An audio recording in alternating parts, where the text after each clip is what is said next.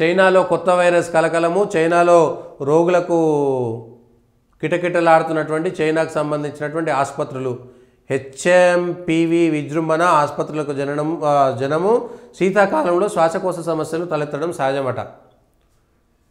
అప్పుడు కూడా కరోనా వచ్చినప్పుడు కూడా అది చైనాలో వచ్చింది, చైనాకు సంబంధించింది, ఏం కాదన్నారు. కానీ ప్రపంచం మొత్తం పట్టి పీడించింది. చైనాను ఏమీ నమ్మలేనటువంటి పరిస్థితి.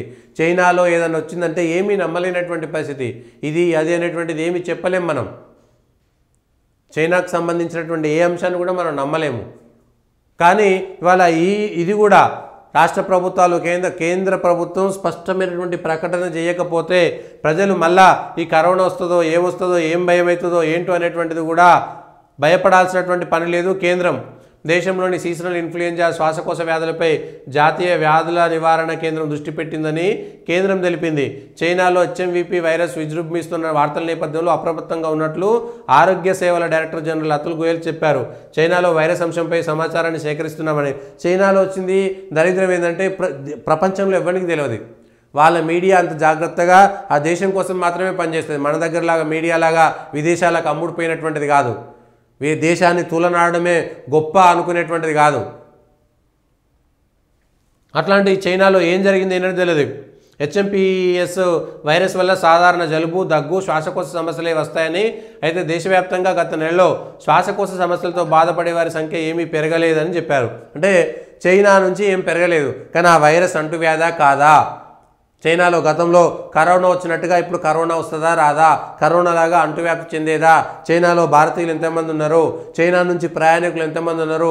ఆ ప్రయాణికులు వచ్చేటప్పుడు పూర్తి స్థాయిగా పరీక్షలు చేస్తున్నారా లేదా మామూలుగానే వదిలేస్తున్నారా? గతంలో కేరళ నుంచి చైనాకు పోయి వచ్చినటువంటి అమ్మాయి ద్వారానే కదా వచ్చింది. ఎటువంటి పరీక్ష లేకుండా కేరళకు రావడంతో ఇబ్బంది ఏర్పడ్డది. కాబట్టి ఇప్పటికి కూడా చైనా నుంచి భారతదేశానికి వచ్చేటువంటి వాళ్ళ విషయంలో కొంత తప్పనిసరి పరిస్థితుల్లో కొన్ని పరీక్షలు చేయడంలో తప్పేమీ లేదు.